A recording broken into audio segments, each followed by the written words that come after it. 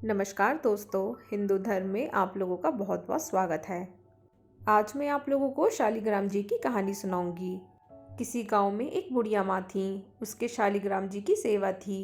वह प्रतिदिन नियम से शालिग्राम जी की सेवा करती थी।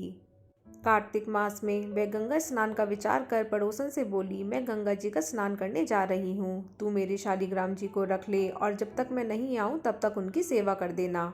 पड़ोसन यह जानकर बड़ी खुश हुई कि उसे भगवान शालिग्राम जी की सेवा पूजा का अवसर मिल रहा है।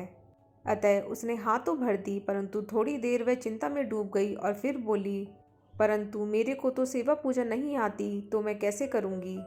तो इस पर बुढ़िया माँ उसे समझाते हुए बोलती है कि सवेरे इनको उठाना, नदी से लोटा भरकर पानी लाना, आते समय बगीचे से पुष्प व तुलसी भी लेती आना, भगवान को जल व कच्चे दूध से स्नान कराना, चंदन लगाकर पुष्प व तुलसी चढ़ाना, दूध का भोग लगाना, दोपहर को रसोई में जो भी बने उसका भोग लगा देना, शाम को दिया जलाना और रात को सोते समय शालिग्राम जी को भी सुला देना।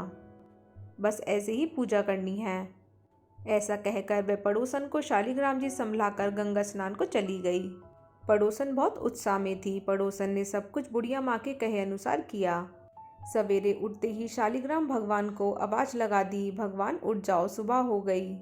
उसके बाद नदी से लोटा भरकर पानी ले आई, आते समय बगीचे से पुष्प व तुलसी भी लेती आई।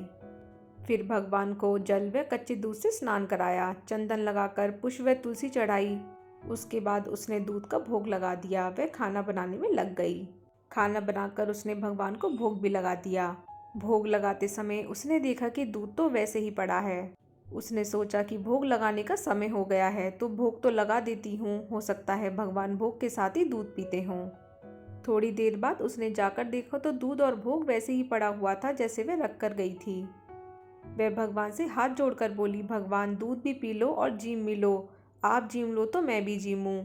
थोड़ी देर बाद वापस आती है, पर देखती है कि भगवान ने ना तो दूध पिया और ना खाना खाया। यह देखकर वह पड़ोसन तो चिंता करने लगी और पड़ोसन बोलने लगी कि भगवान, आपकी मालकिन आएगी तो कहेगी तूने मेरे भगवान को दुबला कर दिया। अभी तो 1 महीना पूरा बाकी है, आज तो पहला ही दिन है, आप जीम लो तो मैं भी जीमूं। वह पड़ोसन भी भूखी ही बैठी रही। थोड़ी थोड़ी देर में आकर देखती रहती और भगवान से जीमने की मनुहार करती रहती। धीरे धीरे शाम पड़ गई। भगवान शालिग्राम जी ने सोचा कि अब तो दर्शन देने ही पड़ेंगे, नहीं तो ये भूखी ही बैठी रहेगी। तो भगवान छोटा सा मोर मुकुट पीताम्बरधारी रूप लेकर पाटे पर जाकर बैठ गए। दूध पी लिया, वे जीम लिए। अब तो रोज ऐसे ही होता था। एक दिन भगवान ने कहा कि मैं गाय चरा लाऊं। तो पड़ोसन बोली, थोड़े दिन ही तो रहोगे, क्यों जाते हो। पर भगवान नहीं माने। हाथ में सोने की लाठी, कंधे पर हीरे मोती का जड़ा पीताम्बर डाल गाय चराने गए। शाम को गोधुली बेला में गाय लेकर वापस आ गए। अब तो रोज ही ऐसा होने लगा। भगवान रोज दूध पी के, जीम के गाय चराने चले जाते और शाम को वापस आ जाते। 1 महीना बीत जाता है। बुढ़िया माँ गंगा स्नान कर घर आती है। स्नान ध्यान से निमट कर सोचती है, शालिग्राम जी को ले आऊं। तो वह पड़ोसन के घर जाती है। पड़ोसन से बोलती है कि मेरे शालिग्राम जी दे दो। तब पड़ोसन बोलती है, शालिग्राम जी तो शाम को आएंगे, तब ले जाना। तो बुढ़िया माँ शालिग्राम जी के लिए जिद करने लगी और उनके बीच में झगड़ा होने लगा। लोग इकट्ठे हो गए। तो पड़ोसन बोली, बुढ़िया माँ को समझाओ, जैसे 1 महीना निकाला वैसे शाम तक और सब्र कर ले। बुढ़िया माँ तो धरना देकर बैठ गई और बोली, मैं तो मेरे शालिग्राम जी को लेकर ही जाऊंगी। फिर बोली, तूने कहाँ छुपा रखा है, बता। पड़ोसन बार बार बोलती रही और समझाती रही, शाम को जब शालिग्राम जी आए तब ले जाना। शाम पड़ी जब भगवान जी गाय चरा कर आए और गाय को उसकी जगह पर छोड़कर भगवान उस पड़ोसन के घर के मंदिर में विराजित हो गए।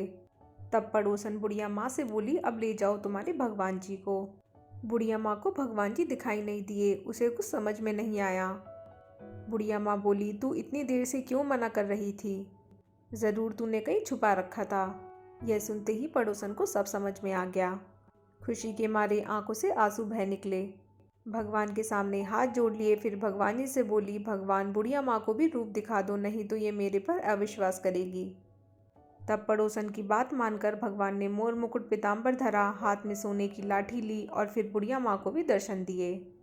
बुढ़िया माँ देखकर भौचक्की रह गई, कांपने लगी और उसकी आंखों में से झरझर आंसू बहने लगे।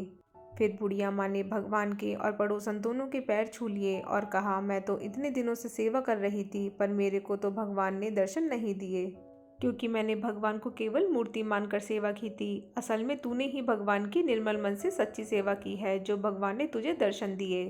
भगवान जैसे उनको दर्शन दिया वैसे सब किसी को देना। कथा अधूरी हो तो पूरी करना, पूरी हो तो मान करना। कहानी कहने वाले, सुनने वाले और ओंकारा बनने वाले सभी की मनोकामना पूरी करना। तो दोस्तों, अगर आप लोगों को मेरा ये वीडियो थोड़ा सा भी हेल्पफुल लगा हो तो इसे लाइक और शेयर करना ना भूलिएगा और मेरे चैनल को सब्सक्राइब ज़रूर कीजिएगा। धन्यवाद।